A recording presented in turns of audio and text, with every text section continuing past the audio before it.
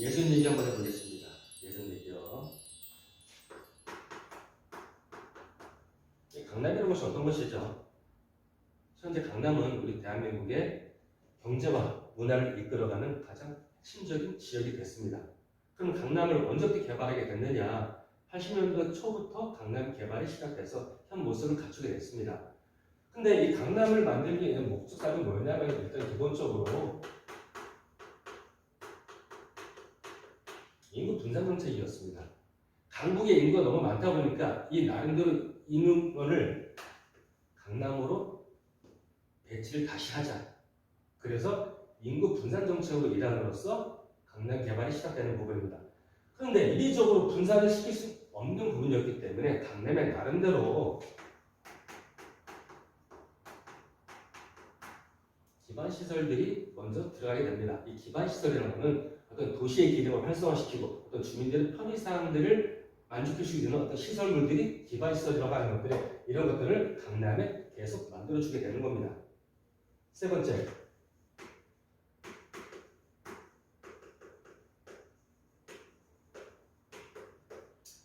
80년대 초반이다 보니까 나름대로 대중교통이 굉장히 지금처럼 원활하지 않았습니다.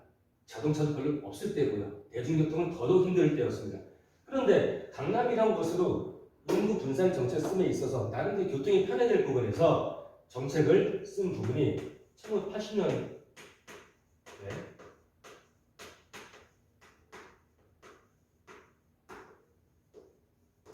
지하철 2호선이 개통이 됩니다.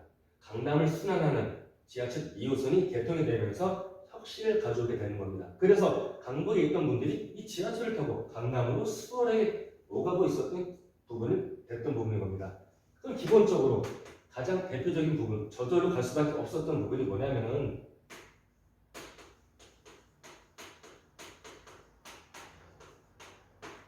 명문고등학교를 강남으로 배치 다시 합니다. 일단 강북에서 가장 번화가는 중구, 종로 이런 쪽이 가장 강북에서는 가장 번화가인데 여기에 자리를 잡고 있었던 경기고, 배명고, 중동고, 희문고, 그 경기여고, 정신여고 이런 나름대로 명문 학교를 강남에 재배치시킴으로써 지금 현재 말이 많던 8학군이 만들어지게 되는 겁니다.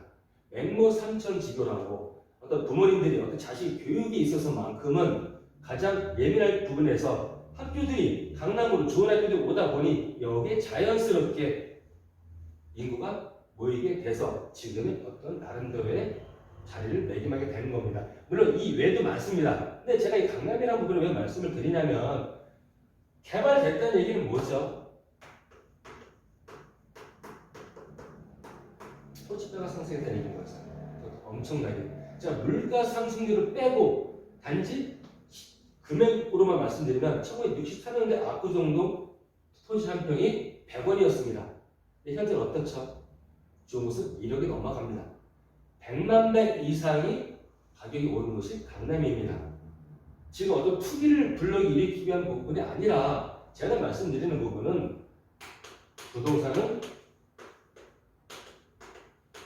투자가 가능한 재테크의 가장 중요한 부분을 차지하고 있기 때문에 그렇습니다. 물론 재테크에는 여러 종류가 있어요. 주식도 있고 펀드라는 부분도 있고 금, 그 다음에 코인 새로 나온 이런 것도 있습니다만은 안정성과 수익성과 황금성을 따졌을 때 부동산이 가장 으뜸으로 처지는 부분이기 때문에 말씀을 드리는 겁니다. 그랬을 때 이 투자 개념으로서 부동산을 투자할 때 강남 같은 곳이 나올 수가 현재는 없겠습니다만은 그래도 여기 준한 부분에서 예측할 수 있는 지역들은 많이 있습니다. 자, 예를 들어서 평택에 삼성전자 반도체 공장에 들어오면서 용인에 SK 하이닉스가 들어오면서 어떻게 됐습니까? 엄청난 부가가치가 일어났죠. 이런 부분들은 선점이라는 부분이 먼저 들어가게 되면 물론 여러분도 잘 아시겠지만 토지 상승의 법칙이 있습니다. 발표가 됐을 때 1차 오르게 되고요.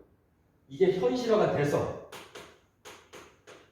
착공이 들어가면 두 번째 상승을 하게 되고 이게 완공이 되면 세 번째 상승하게 되는 겁니다. 물론 이때 들어갈 수 있고 이때 들어갈 수 있습니다만은 발표되기 전에 미리 선점이 되어 있다면 어떻겠습니까?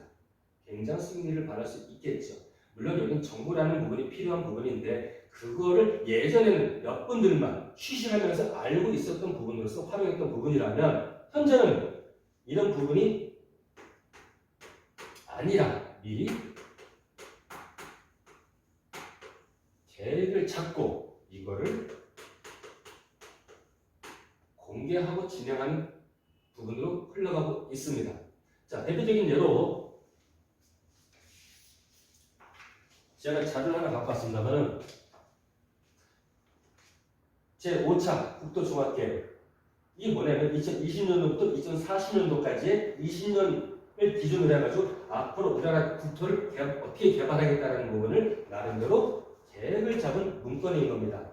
근데 여러분들은 생소롭게 보신 분도 있겠습니다만은 부동산에 관심이 많으신 분들은 이런 거 자료들을 갖고 계시기도 하고 응용도 하시고 공청회에 가서 직접 자리에 참석해서 들어보기도 하십니다. 제가 이걸 왜 말씀을 드리냐면 예전에는 일부 오픈되지 않은 그 고급스러운 정보로 투자가 됐다면 다시 말씀드리면 지금은 계획에 의한 부분으로 공개가 되고 그리고 개발되기 때문에 이 부분을 나름대로 활용하시면 여러분들은 투자에서 이것보다는 올라갈 수 있는 기회가 더 많다는 부분을 말씀드리려고 하는 겁니다. 얼마 전에 지금 우리나라는 서울특별시가 있고요, 6대 광역시가 있고요, 그 다음에 특별자치시가 있고 세종시를 얘기하는 겁니다. 그리고 특별자치도가 있습니다. 제주도죠. 근데 강원도가 얼마 전에 특별자치도로 승격이 됐죠. 물론 내년 6월부터 효력이 발생됩니다만은 강원도 땅이 굉장히 넓은 땅이죠. 우리 대한민국 국민들이 외국을 나가지 않는 이상 휴가철 제일 많이 가는 곳이 어디죠? 강원도입니다. 그 얘기는 강원도라는 부분도 나름대로 이 제5차 국토종합계획에서 각 지역별로 다 계획이 잡혀 있습니다. 지금 현재 부산이고 이 앞에는 서울, 이 밑으로는 강원도 이런 식으로 나름대로 지역별로 그림까지도 이렇게 구체적으로 나와 있습니다. 이런 부분에 나름대로 조목조목 항목까지만 여러분들이 접목만 시킨다면 어디가 개발될 건지를 나름대로 여러분이 가늠할 수 있다는 얘기인 겁니다.